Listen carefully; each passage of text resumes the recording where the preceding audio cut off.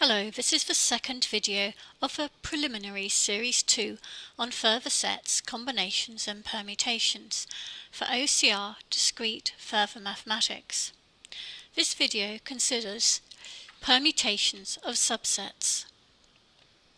In previous series, we looked at how to work out the number of permutations of a group of objects. And we remember that there are n factorial permutations of n distinct items. Note that we are using permutations because the order matters. And we now need to think about dealing with repetitions or restrictions. If there is no repetition, then how many different 7-digit numbers can be made from the digits 1 through to 7? Means that it's just going to be 7 factorial, or 5040. However, if there is repetition, and here we can see that we've got 3 3s and 2 6s, then we would need to divide that 7 factorial by 2 factorial to account for 2 6s, and 3 factorial to account for the repetition on the 3s. And this then would only leave us with 420 different 7-digit numbers. So it's really important that if there is repetition, you remember to divide by those extra factorial factors. If we then go on to look at permutations of subsets, an example might be how many different 5-digit numbers can be made out of the digits 1 through to 9 inclusive if no digit is allowed to be used more than once. So there is a restriction on the use of the digits, and also notice that we are only using 5 out of the 9 digits, so it's a subset. Let's think about how we would choose the first number. Well, we have a choice of 9 numbers. Having used that one, because we're not allowed to use them more than once, we only have 8 choices for the second number, and then 7 for the third, and then 6, and then 5.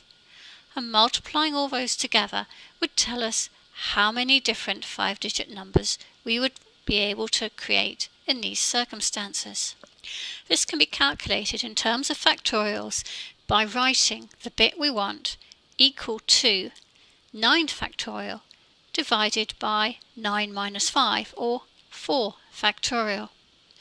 Then you can see that the elements that we do not want get cancelled out with the denominator.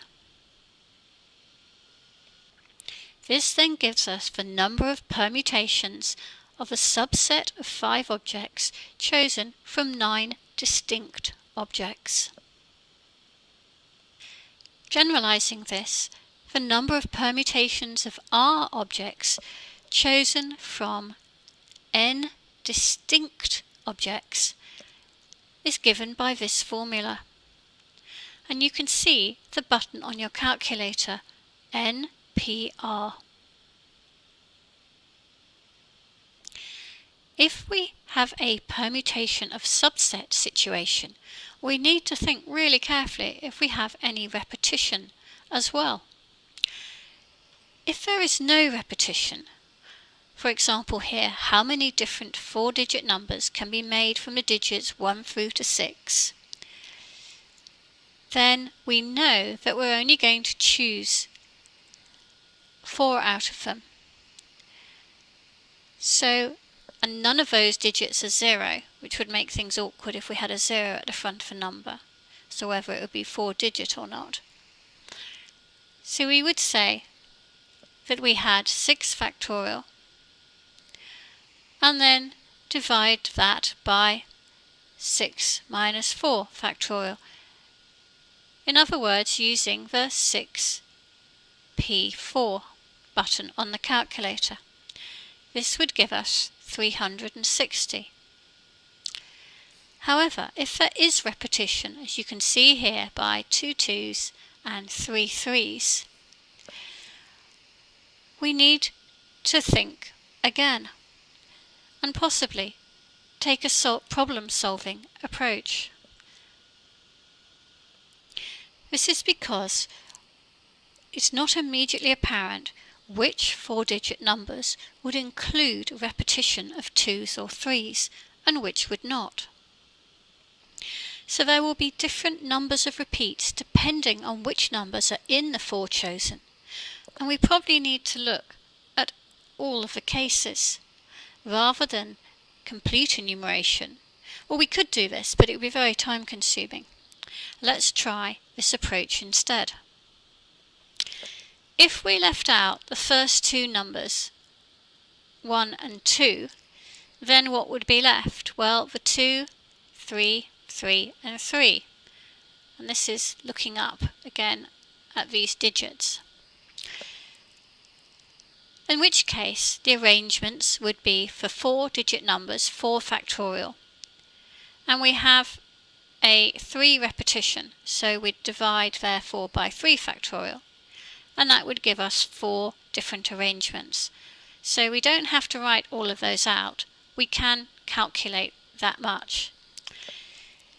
If we left out a 1 and a 3, then we would be left with the digits 2, 2 and 3, 3. And so that again would be that 4 factorial because of 4 digits that we're choosing. But then we'd divide by 2 factorial to account for the repetition on the 2s and 2 factorial for the repetition on the 3s. And that would give us 6 possibilities. If we left out 2 and 2, the numbers we have left to choose from or to rearrange are 1, 3, 3, 3. We've got that repetition there, so that would be another 4 factorial over 3 factorial equal to 4. If we leave out 2 and 3, we get a 1, 2, 3, 3. So again that's 4 factorial, and taking into account the repetition would give us 12. And finally, if we left out 2 of the 3s, but we would have repetition on the 2s, and that would give us again another 12. Therefore, to answer how many different 4-digit numbers can be made from those digits with these repetitions, the answer is 38. And it was interesting to compare that to the situation where we had all distinct numbers and 360 options. In the next video, we will look at permutations and combinations with constraints.